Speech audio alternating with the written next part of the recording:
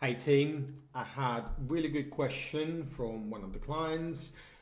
Any suggestions on increasing testosterone level naturally? The keyword is naturally, because the supplements, if the question about supplements are probably not going to be your guy, but here's a few areas which can really boost your testosterone at any age, way better than any supplements. And what I would do as I go through those, score yourself between 1 and 10 and put a little note. Where do you feel you are in each of those areas? 1 is poor, 10 is excellent. So first of all, I would start with lifting heavy weights. It doesn't look heavy, but it has to be consistent, progressive overload, and focusing on compound lifts. The good example, squats, deadlifts, presses. So this compound lifts should be backbone of your training. If you're using or have limited equipment and you can use only moderate weight, make sure you either build up the reps, either reduce the resting time, or really focus on improving technique. So there is ways to build up progressive overload. If you feel you've been quite comfortable with certain weight for a while, it's definitely time to invest a little bit of money into the next weight. So focusing on consistent progressive overload training program will really give those muscles and your body the reason to grow, and as a result, to get stronger, build the muscle, your body will need to produce more testosterone. Next one is get quality of the sleep. Really good 7 to 8 hours. Find what works best for you, and deep sleep is when the body produces the most of the growth hormone and testosterone. If you sleep all over the shop, your hormones will be all over the shop. As a result, as you wake up feeling tired, that will affect your energy level next day, the decision making when it comes to food. So that can really snowball in other things. Sleep used to be one of those things everyone if you don't have much time to sleep, just sleep faster. You can't sleep faster. You need to get good quality of the sleep. Make sure you have good evening hygiene, evening sleeping routine. If you're scrolling through Instagram, dopamining yourself for extra 30 minutes, or watching Netflix for another episode instead of getting good quality of sleep, you're really shooting yourself in the foot. Next two is actually related, is good balanced nutrition. Now we're exposed and have easy access to high processed food, high processed snacks, so that can really, this convenience can kill your gains and kill your testosterone production.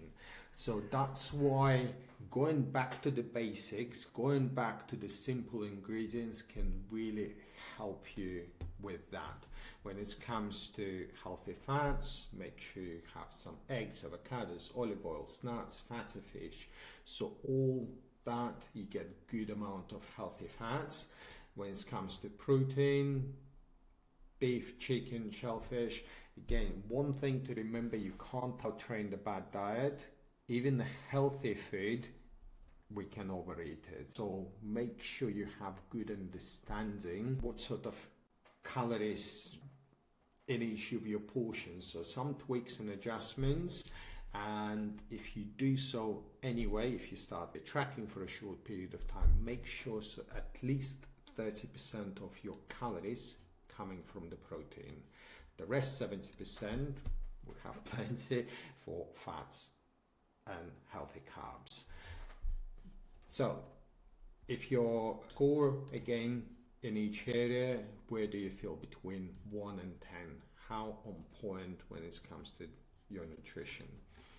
Another super important is getting daily sunlight. More and more of us working in the offices and at home and I'm working from home, getting more flexibility, but in fact, I know a lot of people who are working from home, they have no reason to get outside now, and then they would for 5 days, they would never leave the house.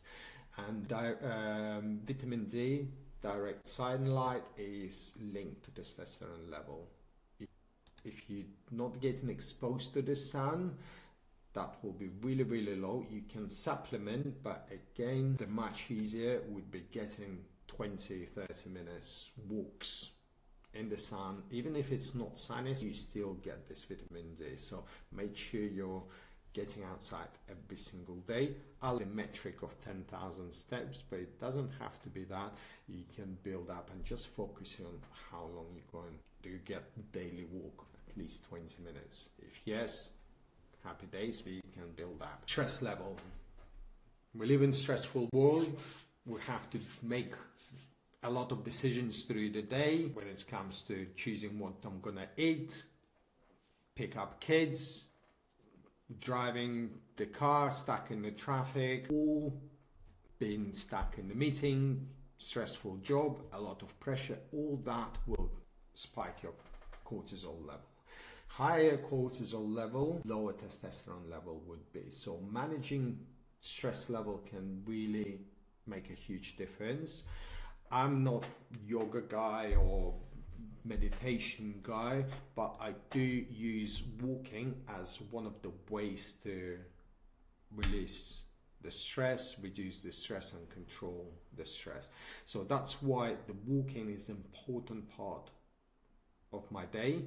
I usually do it first thing in the morning just to make sure I've done something for myself first thing, and then I can look after other people. If you're always looking after other people, if you're always making decisions for other people, if you always prioritize other people first, you will be always stressed. So making some time in your day when you can go for a walk, do some breathing, meditation, stretching, or some sort of hobby that will bring you down, that can make a huge, huge difference. So make sure you're focusing on that. Healthy body fat percentage, direct link to estrogen level. So higher your body fat percentage, higher your estrogen level. So that's something can really be affected. So for most of the guys, I would say around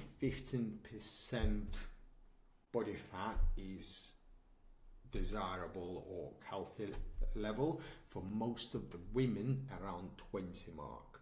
Yeah, women naturally have a little bit higher body fat percentage, which is normal. We're not trying to go into single digits, but getting towards this level can really help you to reduce the estrogen level. As I mentioned before, we can't train the bad diet, or you can't lose the body fat percentage if you're in calorie surplus. So if you need to bring the body fat percentage down, or start paying attention to the nutrition and make sure I'm in the calorie deficit to bring it down. If you never tracked, you would have no clue. Just eating healthy, not gonna cut it, because as soon as body start dipping into body fat percentage as an energy source, give it a week or two, it will spike up ghrelin, so you will want to eat more, a little bit more, or move less, and it will balance itself out because it doesn't want to use those stores. To get through that, you need to get better understanding your calories. I've done this job for pretty much nearly 20 years now. I still, if I do the cuts, from time to time, I go through tracking the calories, getting better understanding, reset where I am, and making sure I'm in calorie deficit. The only way I can do it is just track my nutrition for some time to get better understanding. The last one is alcohol. If you drinking regularly, having those relaxing glass of wine after a busy day at work, at the end of the day, that will really affect your testosterone. And I must say, going back, I've done several times when I would stop the alcohol for 4 to 6 weeks, and that's when I've done the best gains. Not only because I've become even more consistent with the training, because it was easier for me, I didn't have bad night's sleep, mild hangover, but also what comes with alcohol. It's not necessarily empty calories with alcohol itself, but it's bad decisions around the meals after that, disturbed sleep, energy level, because if I didn't have great sleep, my energy level would be tanked a little bit first thing in the morning. So all that can be affected. So if you drink occasionally or a bit more often than occasionally, that's something I would definitely look into. Go back, score yourself between 1 and 10 in each area. 1 poor, 10 is excellent, and the lowest areas, that the score in the lowest areas, be honest with yourself, and the score lowest areas you need to pay attention the most. And improving in each of those areas will give you the biggest testosterone boost, better than any supplements. So let me know if you found it helpful and if you have any questions.